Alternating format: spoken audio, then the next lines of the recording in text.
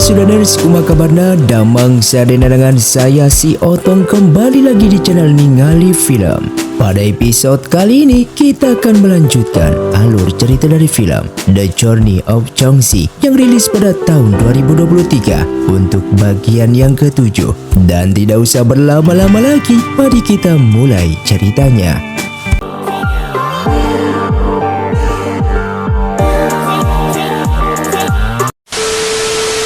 Film pun dilanjutkan dengan diperlihatkannya di kediaman keluarga Wen. Terlihat ayah Chongxi yang sakit-sakitan dan Chongxi pun memberikan obat untuk sang ayah.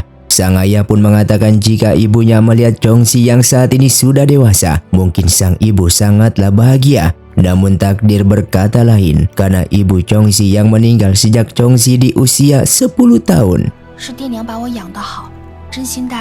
Hingga di malam harinya, Chongxi yang berpikir jika Dewa Yinfan sangatlah mirip dengan seorang pria yang di waktu kecil pernah menyelamatkannya, dan apakah itu merupakan orang yang sama. Namun ia yang tidak tahu keberadaannya ada di mana, padahal ia ingin mengucapkan terima kasih kepadanya jika memang benar Dewa Yinfan merupakan pria yang dulu pernah ia temui.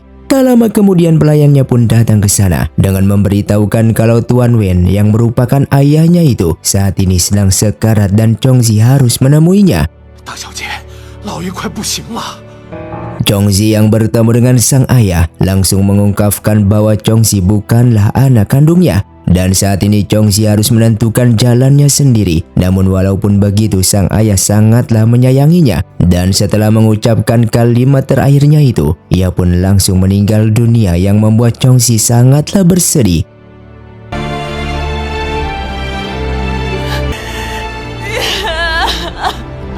Kemudian datanglah seorang pria yang mengaku kalau ia merupakan anak angkat dari Tuan Wen. Namun di sini sang bibi yang merupakan adik dari Tuan Wen menjelaskan kalau tidak ada satupun orang yang diakui sebagai anak dari Tuan Wen terkecuali Chongxi. Sehingga perdebatan pun terjadi yang membuat bibi terkena serangan dari pria tersebut. Hingga pada akhirnya Chongxi yang marah pun langsung mengeluarkan kekuatan iblisnya yang membuat orang-orang di sana merasa terkejut.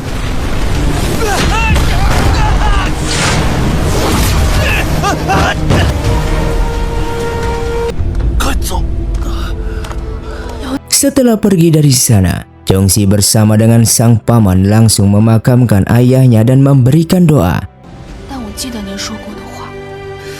Kemudian Chongxi meminta maaf kepada sang paman karena mulai hari ini ia tidak akan kembali ke keluarga Wen. Karena bagaimanapun juga ia bukanlah orang biasa seperti apa yang dikatakan oleh ayahnya tersebut. Oleh karena itu ia akan berkelana untuk mencari tahu siapa jati dirinya.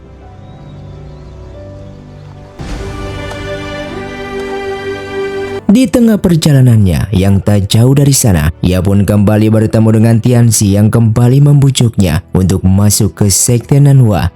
Hal ini dilakukannya demi Chongxi menjadi seorang murid sekte tersebut dan mengambil pedang iblis yang saat ini masih berada di sana. Bahkan ia pun memberitahukan kalau pria yang merupakan Dewa Yinfan saat ini berada di sekte Nanhua. Hal tersebut membuat Chongxi ingin menemuinya sehingga ia pun bertekad untuk menjadi murid sekte tersebut.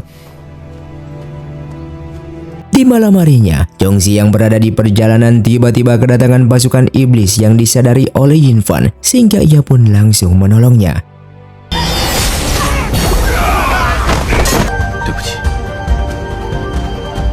Dan di pagi harinya, ia yang terbangun dari tidurnya melihat Yinfan yang sudah berada di luar.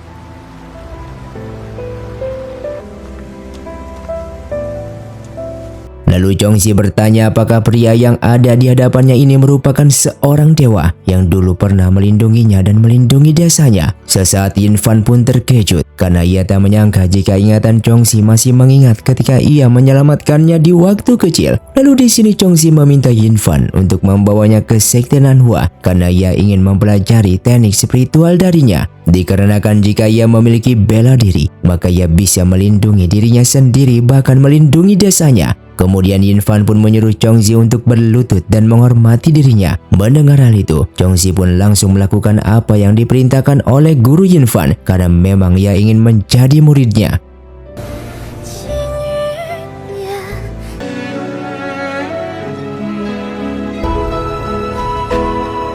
Singkatnya mereka berdua pun telah sampai di sekte Nanhua dan bertemu dengan pemimpin dewa beserta para master lainnya. Lalu ia pun menjelaskan kalau ia merupakan murid baru dan hal tersebut membuat mereka sangatlah terkejut karena muridnya ini wajahnya sangatlah mirip dengan Chongxi. Bahkan Yin Fan pun memberikan nama untuk murid barunya ini bernama Chongxi yang membuat pemimpin dewa merasa aneh. Kenapa Yin Fan menginginkan muridnya ini bernama seperti itu? Dan Yin Fan beralasan jika siapapun orangnya yang menjadi muridnya, maka namanya akan ia ganti menjadi Chongxi. Padahal sebenarnya wanita tersebut adalah Chongxi yang sudah bereinkarnasi. Namun di sini semua orang tidak ada yang tahu tentang asal-usul dari murid barunya ini. Singkatnya beberapa hari kemudian, Chongxi yang sudah terbiasa di sekte Nanhua bersama sang guru dan ia pun semakin dekat dengan orang-orang yang ada di sana.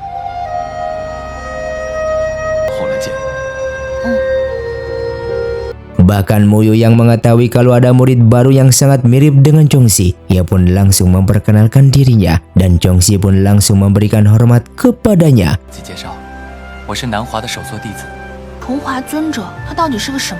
Lalu ia pun diperkenalkan dengan para murid lainnya dan Miao yang merasa murid baru yang dihadapannya ini sangatlah mirip dengan Chongxi di masa lalu.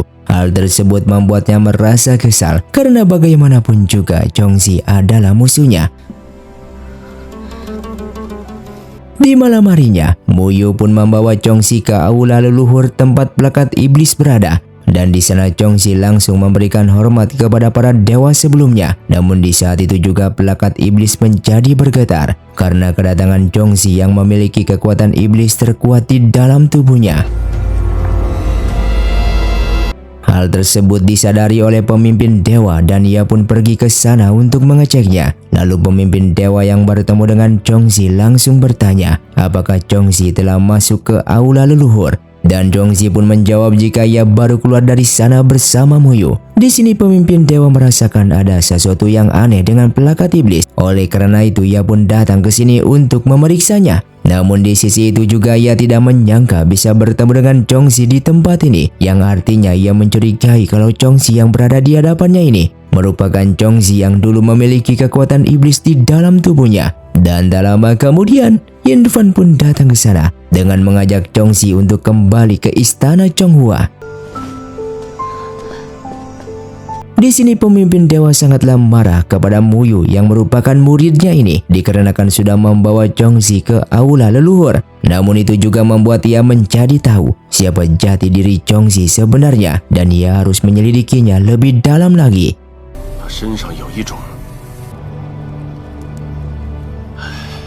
Keesokan harinya, para murid pun berkumpul dan saling bertarung untuk mengetahui siapa yang paling terkuat. Dan ini merupakan salah satu dari latihan. Chongxi yang bertarung melawan salah satu murid di sana. Seketika ia pun menjadi marah dan langsung mengeluarkan kekuatan iblisnya. Hal tersebut langsung disadari oleh Yin Fan dan langsung ke sana untuk menolong Chongxi, yang membuat para murid pun merasa heran. Kenapa Chongxi yang berada di hadapan mereka ini sangatlah mirip dengan Chongxi yang dulu telah mati. Di malam harinya, Muyu membawa Chongxi ke tempat kumpulan senjata dan ia memintanya untuk memilih salah satu dari senjata ini. Namun semua senjata yang ada di sana tidak menginginkan Chongxi sebagai tuannya. Hal tersebut membuatnya merasa bersedih dikarenakan kenapa senjata yang ada di sini menolak untuk bekerja sama dengannya. Dengan kesedihannya itulah, ia pun melaporkan kejadian inilah kepada gurunya bahwa ia tidak mendapatkan senjata apapun. Lalu sang guru pun memintanya untuk mengikutinya dikarenakan senjata yang dulu pernah dipilih oleh Chongxi sudah menunggunya. Hingga pada akhirnya ia pun mempelajari teknik dari senjata tersebut bersama sang guru.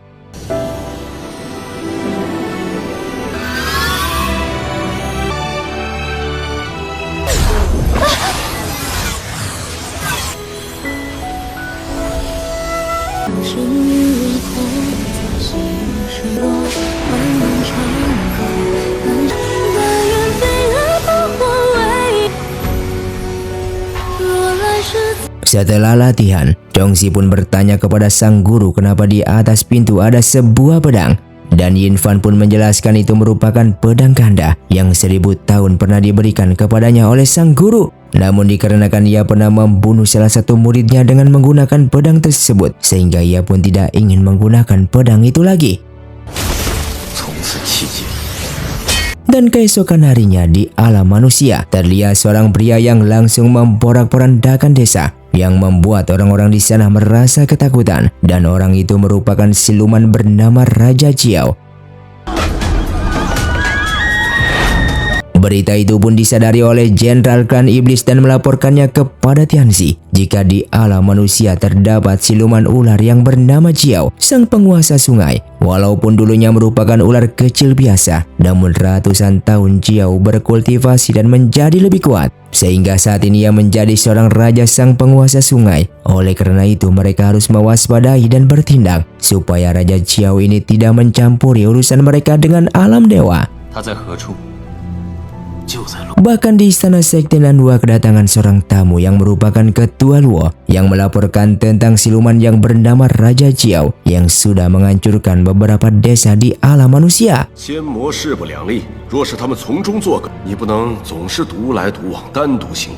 Setelah itu semua murid pun dikumpulkan dan pemimpin dewa meminta beberapa muridnya untuk turun gunung dalam mengatasi masalah klan siluman yang terus membunuh manusia. Lalu seketika semua murid pun bersedia untuk turun gunung. Namun di sini pemimpin dewa merasa khawatir jika Chongzi ikut bersama mereka, dikarenakan Chongzi yang baru menjadi seorang murid di Sekte Nanhua ini dan sangat berbahaya bagi dirinya sendiri. Akan tetapi Qin langsung bersumpah kepada pemimpin dewa jika ia akan menjaga semua murid terutama Chongzi yang akan ikut bersama mereka. Dan pemimpin dewa pun menyetujui Chongzi untuk turun gunung. Setelah itu Miao menemui Chongzi untuk meremehkannya karena Chongzi yang sangat berani untuk turun gunung mengalahkan pasukan Raja Jiao, sedangkan Chongzi hanyalah seorang murid yang baru datang. Di sini Chongzi pun membela dirinya sendiri jika ia memiliki sebuah tongkat yang dipilih oleh gurunya sendiri. Bahkan ia pun mempelajari sedikit dari teknik spiritual sang guru sehingga ia percaya diri akan mengalahkan pasukan Raja Jiao. Lalu pemimpin dewa berbicara dengan Yin Fan. Jika ia mendengar Raja Jiao memiliki ribuan pasukan, hal tersebut membuat mereka pasti akan kewalahan untuk melawannya. Bahkan di sana pemimpin dewa menyuruh Yin Fan untuk menasihati Chongzi agar tidak turun gunung dan menyuruhnya berdiam diri di Gunung Jisoo. Sesaat Yin Fan pun sangatlah marah kepada pemimpin dewa karena muridnya bukanlah seorang siluman yang harus dikurung di Gunung Jisoo. Singkatnya mereka yang sudah turun gunung, Chongzi bersama Qin sedang membicarakan tentang teknik spiritual yang Chongzi pelajari dari gurunya selama ini. Oleh karena itu Chongzi pun meminta Qin menjadi lawannya agar ia tahu apakah teknik yang ia pelajari sudah benar atau belum. Namun dalam pertarungan tersebut, Qin pun menyadari kalau Chongzi yang berada di hadapan ini merupakan Chongzi yang dulu yang telah mati karena teknik berpedangnya sangatlah mirip. Keesokan paginya, terlihat salah satu desa telah hancur dikarenakan diserang oleh siluman semalam. Lalu salah satu murid melaporkan kepada Qin kalau dalang di balik ini semua ulah dari Raja Jiao dan sebagian dari orang-orang desa dibawa olehnya. Namun saat ini mereka tidak bisa ke sana dikarenakan sungai Luo dalam keadaan banjir yang sangat sulit untuk melanjutkan perjalanan mereka. Bahkan di sana terdapat ribuan siluman air yang akan menyerang, yang kemungkinan mereka tidak akan mengalahkannya. Maka dari itu rencana yang Qin lakukan saat ini adalah menyuruh para murid untuk menyelamatkan orang-orang yang terluka terlebih dahulu, sedangkan ia akan ke sungai Luo untuk mengalahkan Raja Jiao. Dan di saat Chongzi bersama lainnya menyelamatkan orang-orang yang ada di sana, tiba-tiba salah satu murid melaporkan kalau Qin telah tersedot ke dalam sungai. Mendengar hal itu, Miao pun merasa terkejut dan akan menolongnya. Namun ia dihalangi oleh para murid di sana dikarenakan itu sangatlah berbahaya. Maka dari itu Chongzi mengajak mereka semua untuk ke sungai Luo dan menyelamatkan Qin.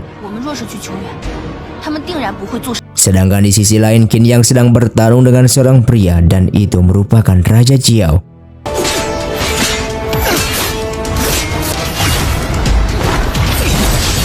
Hingga pada akhirnya Raja Jiao pun kalah dan disegel oleh Qin dengan mudahnya. 回南华赎罪。赎什么罪？ Di sisi lain, Chongxi bersama para murid lainnya dihentikan oleh salah satu jenderal dari klan iblis yang bernama Yin Suxian, yang dulunya merupakan murid dari sekte Tianshan yang terkenal sangatlah kuat. Namun saat ini ia menjadi seorang iblis untuk menghancurkan 6 alam dan menjadikan satu alam, yaitu alam iblis. Sehingga pertarungan pun terjadi antara Miao dengan Yin Suxian. Bahkan Chongxi pun melawannya di saat Miao sedang terdesak.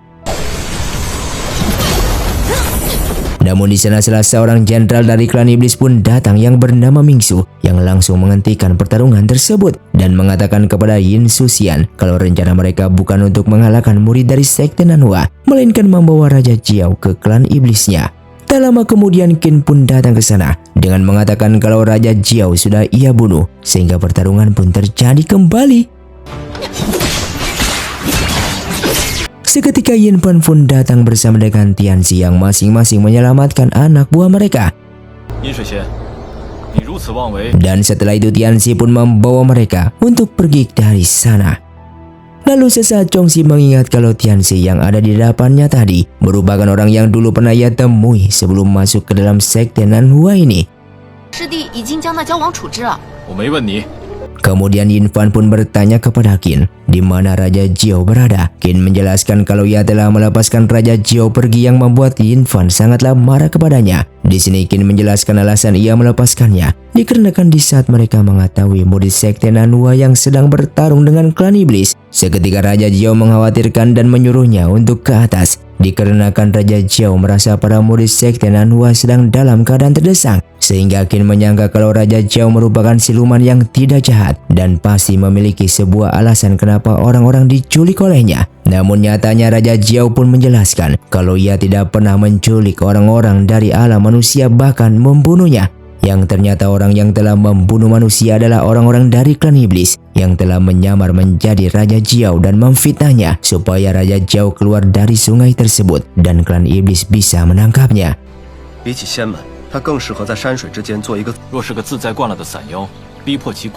Yin Fan pun menyembuhkan luka pada Chongxi dan menasihatinya untuk selalu berhati-hati dikarenakan Chongxi yang belum sempurna memiliki kekuatan spiritual untuk melawan klan iblis. Dan film pun bersambung. Terima kasih untuk kalian yang sudah menonton video ini sampai habis. Sampai jumpa di video selanjutnya. Saya pamit kurang dari ningali film. Saya Otong undur diri dan salam Sundaners.